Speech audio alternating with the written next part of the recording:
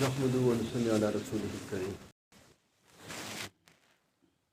پرون مو د نبی صلی الله علیه وسلم یو محفل یو مجلس تذکره شروع کړې وه. نبی صلی الله علیه وسلم صحابه کرام سره ناست وو او د سره خپل څلور یاران ناست وو چې هغه دا خبره وکړه چې ما درې خبرې ډېرې زیاتې خوښې دي. چې کله نبی صلی الله علیه وسلم دا خبره وکړه نو حضرت ابوبکر صدیق رضی الله تعالی عنہ هغه عشق راپورته تللی. دو به نبی صلی الله علیه وسلم په خبرې فوراً جواب و او فوراً به د نبی صلی الله علیه وسلم په خبرې باندې عمل و شکان وکنه. نو فوراً حضرت ابوبکر صدیق رضی الله تعالی عنہ پورته شوی ورته یا رسول الله ما هم درې خبرې ډېرې زیاتې خوښې دي. یوه مې دا خبره ډېره خوښه ده چې زه د تا مخ مبارک ته هر وخت ګورم. دومه خبره مې دا ډېره خوښه ده چې زه دا خپل مال په تا باندې لګوم. او درېیمه خبره مې دا ډېره خوښه ده چې ما لور په تا نکاح کې ده. دا د خبرې ما ډېرې زیاتې خوښې دي. نو ته وګوره اوله خبره حضرت ابوبکر صدیق رضی الله تعالی عنہ دا وکړه چې زه د تا مخ مبارک ته هر وخت ګورم. دا ما ډېره زیاته خوښه ده. نبی صلی الله علیه وسلم مخ مبارک ته کتل دا د عشق علامت و. چې علامت و ځکه عاشق دا وایي چې زه د خپل محبوب مخ ته هر وخت کوم ګورم او په تنهایی کې ورسره ناست یم. بس د په زړه کې دا ډېره غټه تمنا وي. او صحابه کرام خو ټول دیوانه و، ټول پتنګان و. ځکه یو صحابي په باره کې راځي بوډا صحابي و. نبی صلی الله علیه وسلم په محفل ته به راغلی لږ کې به کېنستی څه خبرې به یې نه کولې ناست به و بیا به پورته شوی او لا بړی. د څو ورځو نه پس نبي صلی الله علیه وسلم پوښتنه وکړه بابا ته راشي او څه تپوس مپوس نه وکړي او بیا لاړ شي. نو هغه صحابي ورته وکړه یا رسول الله زه چې کله کور کې ناست یم نو زه ډېر زیات بېچینه سم. تا مخ مبارک ته مې کتلی نه تا مخ مبارک ته مې چې کتلی نه سکون نه راځي ما ته. او فوراً راپورته شوم لږ کې راسم او تا مخ مبارک ته وګورم زه ډېر زیات سکون راته میلاو شي یا تنده مې لږ ماته شي بیا لاړ شم. نبي صلی الله علیه وسلم ورته وفرمایل چې کوم انسان په دنیا کې ما مخ ته وګوري یو ځل نو الله رب العزت دغه انسان باندې د جهنم اور حرام کړي. ځکه نبی صلی الله علیه وسلم فرمایي من رآني فقد رآني فإن الشیطان لا يتمثل في صورتي. زه چې چا په خوب کې وکتلم زه په حقیقت چې دغه انسان وکتلم. فإن الشیطان لا يتمثل في صورتي ځکه شیطان دای ما صورت نسی اختیارولی. شیطان دا په هر چا صورت باندې راتلی شي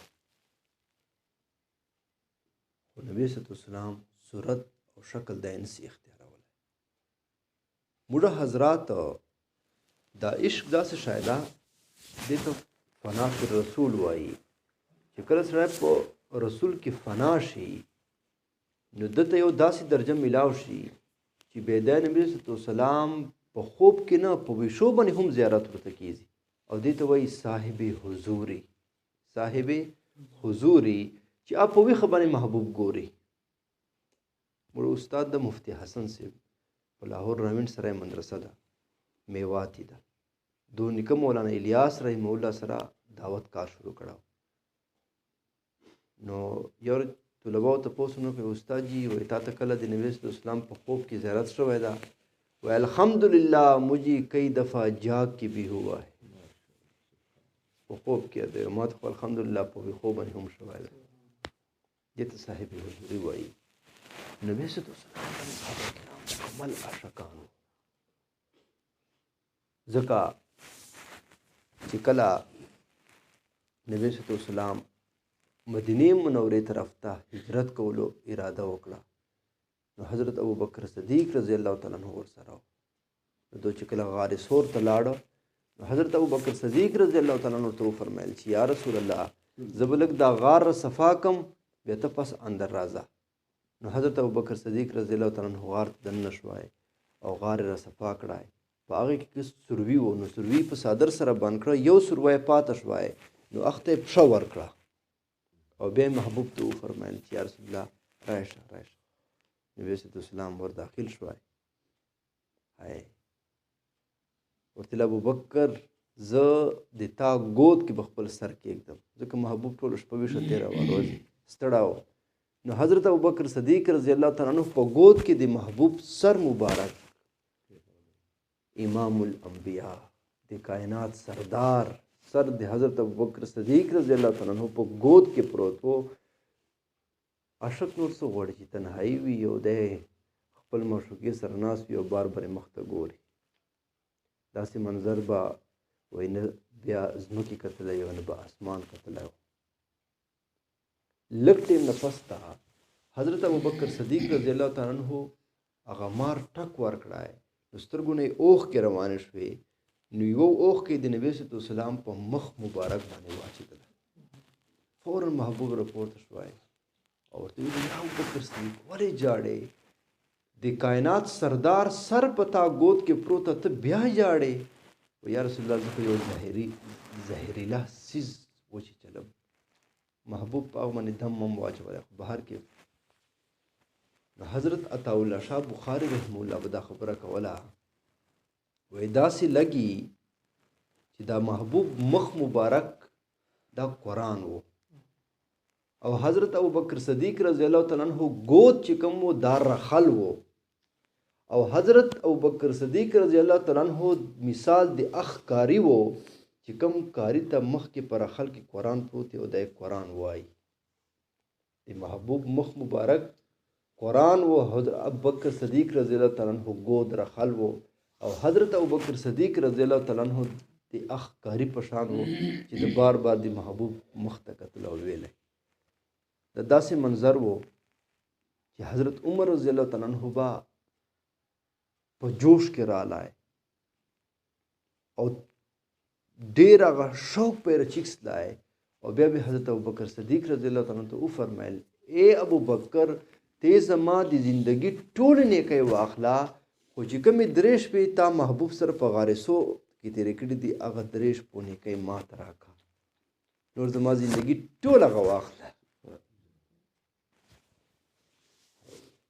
ځکه یو صحابي نبي صلی الله علیه وسلم ته په منډه باندې رالی ورته وایي چې یا رسول الله زه تا سره ډېر زیات عشق کوم، محبت کوم، ته په ما دومره زیات ګران یې، له خپل مور نه، پلار نه، بچو نه، مال نه و ناس اجمعین د کائنات هر شي نه زه تا سره زیاته مینه کوم.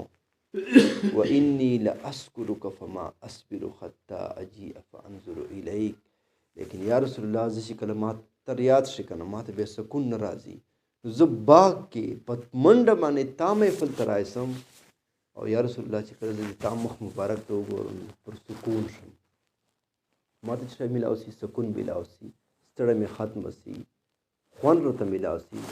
لیکن یا رسول الله زه خفه په دې باندې یم انی ذکرت موتی و موتک، یو ورځ به زه دې دنیا نه ځم او ته به دې دنیا نه پرده کوې، خو ته خو به د انبیاو پاس درجې کې جنت کې. یا رسول الله ځکه الله رب جنت ته داخل کما باندې مهرباني وکړه.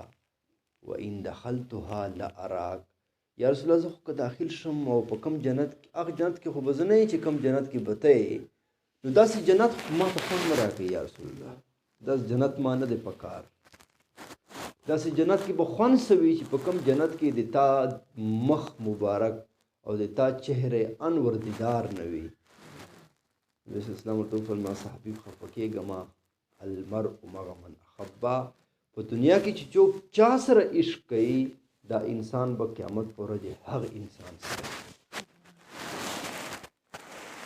موږ حضراتو ته د محبوب عشق ملاو سي نو دې ته چې وایي فنا فی الرسول، نو دا چې په دې دنیا کې محبوب سره عشق شروع کړي نو دا به قیامت پر ورځ محبوب سره وي. نو حضرت ابوبکر صدیق رضی الله تعالی عنہ دا ورته وویله چې یا رسول الله زه دا خبره ډېر زیاته خوښوم چې زه د تا مخ مبارک ته هر وخت ګورم، او دویمه خبره دا چې یا رسول الله ما دا خبره ډېره خوښه ده چې دا ما مال په تا باندې لګیږي، یو ته حضرت ابوبکر صدیق رضی الله عنه ناست و او جړلې. یو صحابي ورته وایي ابوبکر ولې جاړې؟ وایي ځکه جاړم چې ما سره څه مال ده او زه دا د حضور په خدمت کې پیش کوم، حضور ته ورکوم دغه مال. و حدیث شریف کې راځي چې دا اوپر والا ہاتھ نیچے والے ہاتھ سے بہتر ہوتا ہے. چې څوک چاته صدقه ورکوي که نه نو دا لاس بهتر ده له لاندې لاس نه. چې چاته صدقه ورکوي نو تا لاس خو به پاس وي که نه، بل به لاندې وي. نو زه خو به محبوب ته صدقه ورکوم نو دا ما لاس په د محبوب نه به تر دا خبره خو زه نشو، زه مال پیش کوم خو په طریقې نه پوهېږم چې دا طریقه به څنګه اختیاروم. په دې خبرې باندې جاړم او بیا سوال وکړه چې یا پروردګاره محبوب په زړه کې خدای پاک داسې خبره واچوي چې دا محبوب زما مال اپنا مال سمجھ کر لگاتے رہے. یا پروردګار زه تانه دا سوال کوم چې دا محبوب زما مال خپل مال وګڼي. او الله رب عزت د حضرت ابوبکر صدیق رضی الله عنه دعا قبول کړه. نو محبوب به حضرت ابوبکر صدیق رضی الله عنه مال خپل مال په شان باندې لګولی. یو ورته غزوه تبوک په موقع باندې ټول مال یې اوچت کړی او محبوب په خدمت کې پیش کړی. ورته وایي ابوبکر کور کې دې څه پرېښودل؟ یا رسول الله کور کې خو مې الله او الله رسول پرېښی، نور مې هر څه کور کې صفا کړه او را مې وړه. وایي ابوبکر دا دې څه اچولي دي؟ ټاټ یې اچوله او په هغه باندې ازغي خښ کړي وو. وایي رسول الله بل څه ونه، بس هر څه مې راوړه. لږ ټیم نه پس ته حضرت جبرائیل امین راځي. جبرائیل امین هم ټاټ لباس اچولی. محبوب ورته فرمایي جبرائیل امین دا دې څه لباس؟ وایي الله رب العزت ته د حضرت ابوبکر صدیق دا لباس دومره خوند ورکړی ده چې ټول فرښتو ته دا حکم ورکړی چې تاسو د حضرت ابوبکر صدیق په شان باندې لباس واچو. او یا رسول الله حضرت ابوبکر صدیق رضی الله تعالی عنہ ته ووایه چې الله رب العزت په ده باندې سلام ویله. داسې هستی وي که نه چې الله رب العزت سلامونه ورته لېږل. ځکه نبي اسلام فرمایي چې ما د هر چا د احساناتو بدله ورکړه په دې دنیا کې سوای د حضرت ابوبکر صدیق رضی الله تعالی عنہ. دغه احساناتو بدله ما په دې دنیا باندې ور نه کړه. دومره خبره ده چې یا رسول الله زه دا خبره خوښوم چې ما مال په تا باندې لګېږي. او درېیمه خبره ده چې یا رسول الله دا خبره ډېره زیاته خوښه ده چې ما لور په تا نکاح کې ده. چې کله نبی صلی الله علیه وسلم غار سور کې حضرت ابوبکر صدیق رضی الله تعالی عنہ سره 3 ورځې تېرې کړې، نو حضرت ابوبکر صدیق رضی الله تعالی عنہ یوه وړه لور وه، غالبا حضرت اسماء رضی الله تعالی عنها وه. نو هغه به د نبي صلی الله علیه وسلم ته شپې روټۍ وروله. یو ورځ مخته ابو جهل ورلی. ابو جهل ورته وویله اسما ما ته ووایه چې محبوب کوم ځای کې ده؟ ما ته پته نشته. ابو جهل بیا ورته وویله. یو څو ځله چې ورته وویله نو دې خو نه ورشولو چې نیت ته شوم. نو ابو جهل یو چامیټ ورکړه په مخ باندې. هغه ماشوم پرېوتله، یو کاڼی پروت و، کاڼي سره یې سر وجنګېدلی، سر نه وینه روانه شوه. ابو جهل بیا داسې له سر نه ورنه بیا چیغې کړه. وایي ما ته ووایه که نه سر به دې ووایم. وایي ابو جهل ما خبره واروه، تما جسم نہ جان تو نکال سکتے ہو لیکن میرے منہ سے محبوب کا نام نہیں نکال سکتے. جان خو به مې نه وباسې، خولې نه به مې دا خبره نه وباسې. ابو جهل ته به ابو جهل یې. یا رسول الله زه دا خبره خوښوم چې ما لور په تا نکاح کې ده. د عاشق په زندګي کې دا 3 خبرې وي. یا رسول الله زه د تا مخ مبارک ته روح ګورم، مطلب هر وخت تا سره یم.